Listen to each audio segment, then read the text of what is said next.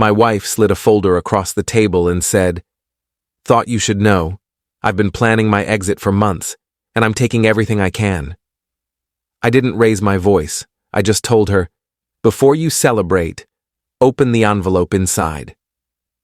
The moment she looked at the first page, her hands started shaking so hard she couldn't even finish reading. I'm Carter, 35, and 2 days ago my wife of 7 years announced she was leaving me while simultaneously trying to financially destroy me. What she didn't know was that I'd been 3 steps ahead of her for the past 4 months, and the envelope she'd just opened contained proof that would unravel every plan she'd carefully constructed. Vanessa and I met when we were 26. She was working as a paralegal at a small firm. I was doing financial analysis for a tech company. We dated for 2 years, got married in a beach ceremony that her parents paid for, and settled into what I thought was a pretty good marriage. We bought a house 3 years ago, talked about kids eventually, took trips to wine country on weekends. From the outside, we looked solid. But about 6 months ago, things started feeling off. Vanessa was on her phone constantly, password protecting everything suddenly. She started working late more often, going to networking events that would run until midnight. When I'd ask about her day, she'd give vague answers and change the subject. Classic signs, but I wanted to believe there was a reasonable explanation. 4 months ago, I came home early from a business trip. Flight got canceled. I caught an earlier one, landed at 3 p.m. instead of 9 p.m. When I walked into our house at 3:45, I heard voices upstairs. Vanessa's voice and a man's voice. I stood in the hallway, frozen, listening to them laugh about something. Then I heard the bedroom door open. I should have confronted them right then, but something made me stay quiet. I went back outside, sat in my car down the street, and watched a man I didn't recognize leave our house 20 minutes later. He looked about my age, dressed in a nice suit, confident walk. He got into a BMW and drove away. I waited another 30 minutes before going back inside. Vanessa was in the kitchen making herself coffee like nothing had happened. "You're home early," she said, smiling. "I thought your flight wasn't until tonight." "Got lucky with an earlier one. How was your day?" "Boring.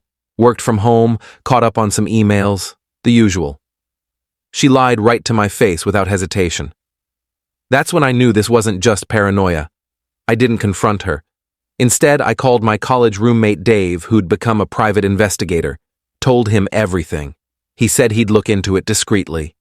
A week later, he sent me a file that made my stomach drop. The man was Vanessa's boss, Richard Kellerman, married, 2 kids. He and Vanessa had been having an affair for at least 8 months based on hotel records, credit card statements Dave had accessed, and photos of them together at restaurants across the city. But that wasn't even the worst part. Dave had also uncovered financial records showing that Vanessa had been systematically moving money out of our joint accounts into a separate account I didn't know about. Over the past 6 months, she'd transferred almost $47,000, mostly in small amounts that wouldn't trigger immediate notice, but sometimes in larger chunks when I was traveling. She'd also taken out a $30,000 personal loan in my name using forged documents. Dave had copies of everything. "She's planning something," Dave told me on the phone. "People don't move this much money without a plan. My guess is she's getting ready to leave and wants to make sure she's got a financial cushion." "Can I stop her?" "Not without her knowing you're onto her, but you can protect yourself. Talk to a lawyer. Secure your assets. Document everything. When she makes her move, you'll be ready." I met with a divorce attorney named Linda Chen the next day. Showed her everything Dave had uncovered. She looked grim as she reviewed it all. "This is financial abuse," Linda said. "The forged loan documents alone are potentially criminal. The question is how you want to handle this. We could file for divorce immediately and pursue charges. Or we can wait until she makes her move and hit her with everything at once. What's the advantage of waiting? If she files first or demands a divorce, and then we reveal what she's been doing, it completely undermines her position. She won't be able to claim she deserves anything. In fact, you'd have grounds to demand she return everything she stole plus damages.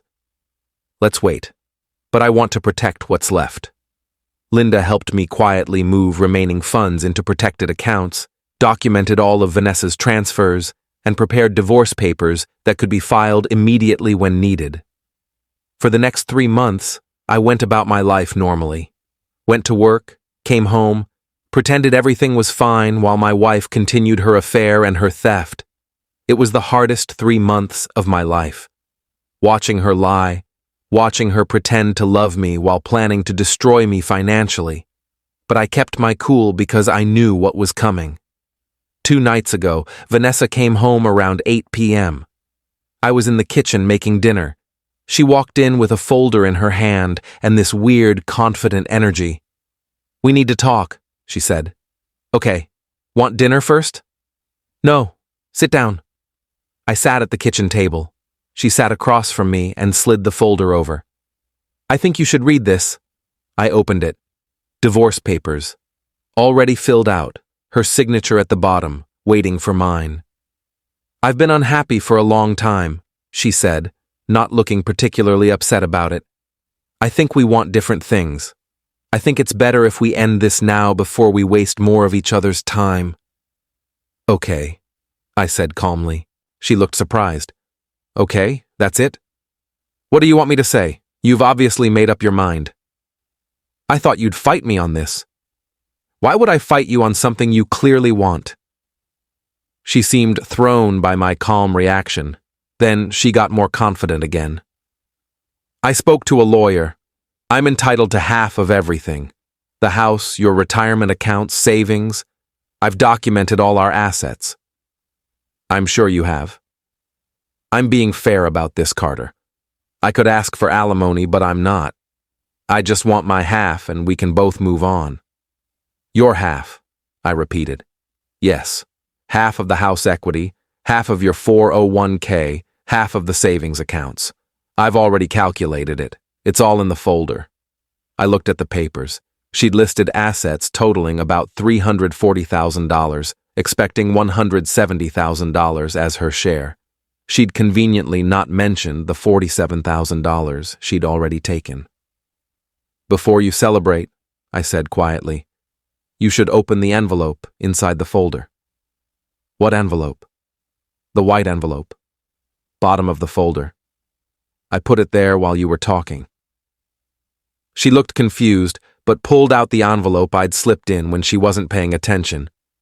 Inside were copies of everything: bank statements showing her transfers, hotel receipts from her affair, the forged loan documents, photos of her and Richard together. The first page was a summary I'd written: "Documentation of financial theft and fraud by Vanessa Mitchell, compiled by private investigator." Her hands started shaking as she read the first page. The color drained from her face. "What is this?"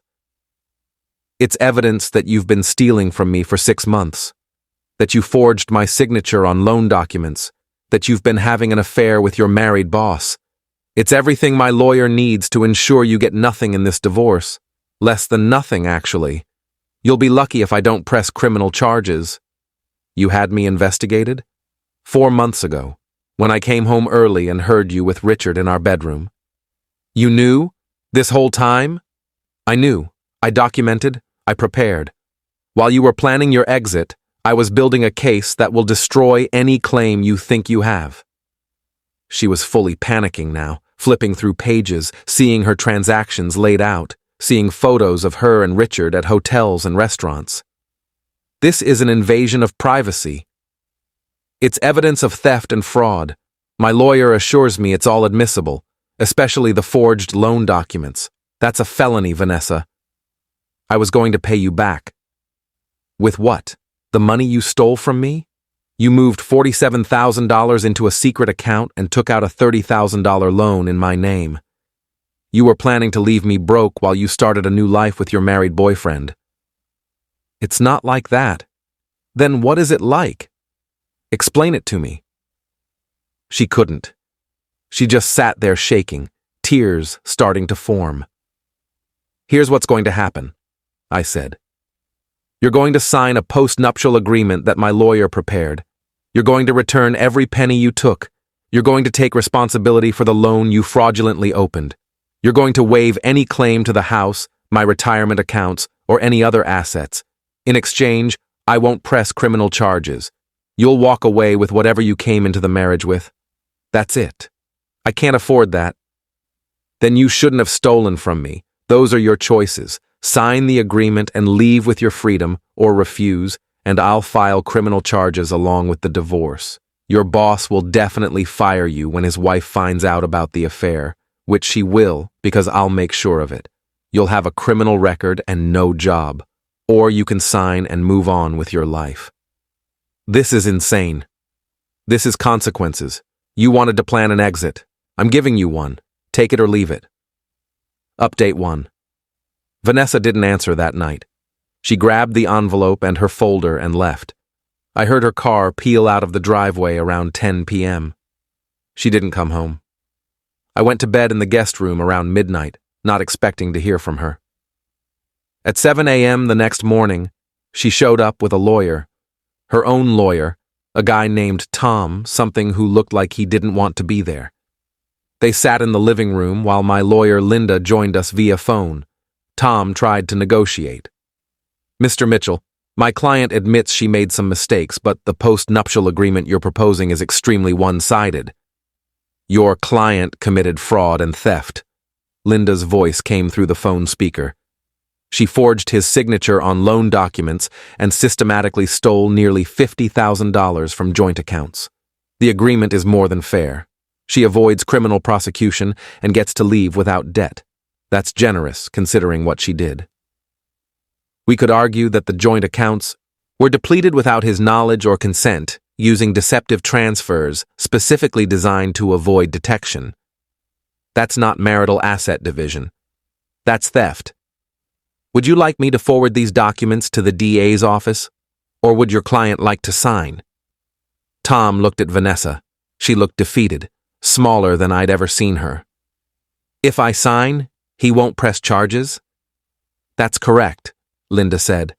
Sign the agreement, return the stolen funds within 30 days, take responsibility for the fraudulent loan, and vacate the marital home within 60 days. No criminal charges will be filed. And Richard, his wife? That depends on your cooperation, I said. You sign today, move out quietly, return the money, and I'll keep the affair documentation to myself. You fight me on this, and everyone finds out everything. She signed.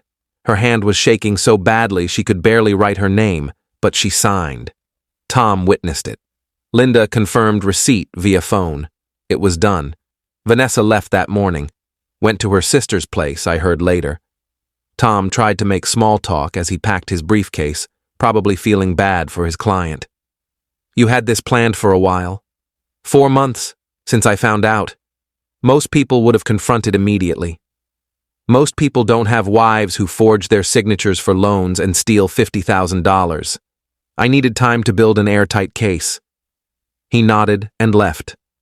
Update 2. Vanessa had 30 days to return the money. I didn't expect her to be able to do it. She'd probably already spent some of it, and coming up with that much cash quickly isn't easy. But 3 weeks later, my account showed a transfer of $47,000. All of it, in one lump sum. I texted her. Received the transfer.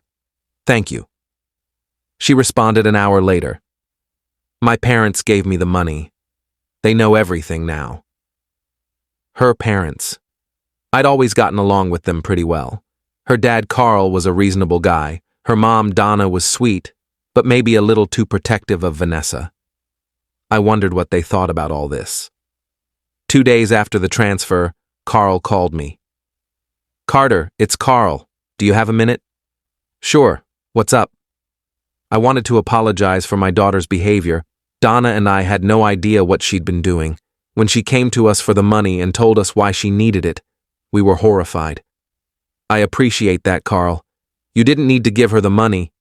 Yes, we did. Not for her sake, for yours. What she did was theft. We're not going to let our daughter be a thief, even if it means draining our savings account to make you whole. You've always been good to her. You didn't deserve this. Thank you. That means a lot. She's staying with her sister. Donna and I told her she's not welcome at our house until she gets her life together. She lost her job, by the way. I don't know if you knew that. No, I didn't. She quit before they could fire her. Apparently Richard's wife found out about the affair, I don't know how, and threatened to make a scene at the office. Vanessa resigned to avoid the drama. I didn't tell Carl that I'd been the one to inform Richard's wife. I'd done it anonymously, sent her copies of the hotel records and photos with a note that said, "Thought you should know who your husband is spending company dinners with." Let her draw her own conclusions. "I'm sorry you're going through this with her," I told Carl. "We're disappointed. We raised her better than this. I hope you find someone who treats you right, Carter. You're a good man." Thanks, Carl. Update 3. Vanessa moved out of the house 55 days after signing the agreement. She'd been staying with her sister but needed to get her stuff. I wasn't there when she came. I made sure I was at work. My friend Dave helped coordinate with her to make sure it went smoothly. She took her clothes, some furniture that was clearly hers, books, personal items, left everything else. Dave texted me photos of the house afterward. It looked emptier, but not devastated. She hadn't trashed anything out of spite, which I half expected. The divorce was finalized 6 weeks later. No contest, no drama, just paperwork. The judge reviewed the post-nuptial agreement, confirmed Vanessa had returned the stolen funds, and granted the divorce with the terms we'd agreed to. I kept the house, my retirement accounts, everything. She left with what she'd brought into the marriage, and nothing more. I ran into her once, about 2 months after everything was finalized. I was at a coffee shop near my office, and she walked in. We made eye contact. She looked like she was debating whether to leave or pretend she hadn't seen me. Finally, she walked over. "Hey," she said. "Hey, can I sit for a second?" "Sure." She sat across from me, holding her coffee cup with both hands. I wanted to say I'm sorry for all of it. The affair, the money, the lying. I don't know what I was thinking. You were thinking you deserved more than what we had, and you were willing to destroy me to get it. I know. It was selfish and stupid and cruel. I've been in therapy trying to understand why I did it. And what did you figure out? That I confused excitement with happiness. Richard made me feel important and successful and desired. You made me feel safe and stable. I wanted the excitement so badly that I was willing to throw away the safety. I'm an idiot. Yeah, you kind of are. She almost smiled. You were 3 steps ahead of me the whole time. I thought I was being so smart, planning everything out, and you were just watching me dig my own grave. I protected myself, that's all. You did more than that. You made sure I'd face consequences. Real consequences. I lost my job, my marriage, my parents' respect, $47,000, and nearly got criminal charges. You destroyed me, Carter. You destroyed yourself. I just made sure you didn't destroy me in the process. She nodded, tears in her eyes. I deserve that. I deserve all of it. I just wanted you to know I'm sorry. I don't expect forgiveness. I just needed you to hear it. Okay, I heard it.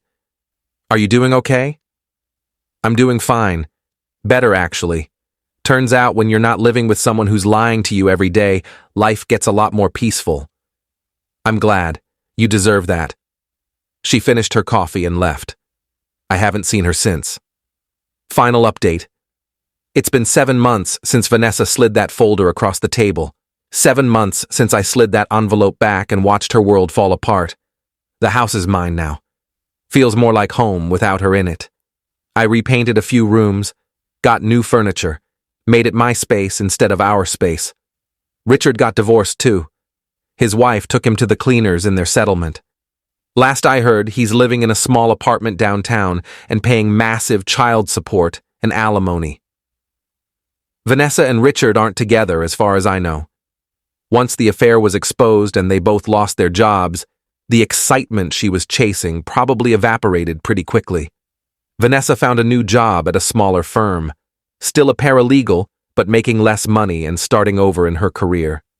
Her sister told one of my friends that Vanessa's in therapy and trying to rebuild her life. I hope that's true. I don't wish her ill. I just don't wish her anything at all. I've started dating again. Nothing serious yet, but I'm open to it when the right person comes along. I'm more cautious now, more aware of red flags, but I'm not cynical. What Vanessa did was about her, not about relationships in general. The money she returned is still sitting in my account. I haven't touched it. Feels tainted somehow. I'm thinking about donating it to a charity that helps fraud victims, turn something ugly into something useful. Dave, my PI friend, told me last month that what I did, waiting, documenting, preparing, was one of the smartest things he'd seen a betrayed spouse do. Most people react emotionally. You reacted strategically. That's why you came out ahead. Maybe. Or maybe I just got lucky that I found out early enough to protect myself. If I'd discovered everything after she filed for divorce, I'd have been screwed. The hardest part wasn't the divorce or the money or even the betrayal. It was those 3 months of knowing and pretending I didn't know.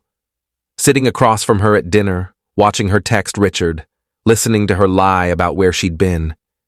Keeping my face neutral while my stomach churned. That took everything I had. But it was worth it, because when she finally made her move, I was ready. And when she opened that envelope and saw everything I knew, everything I'd documented, every plan she'd made crumbling in front of her, that moment made those 3 months of pretending worthwhile.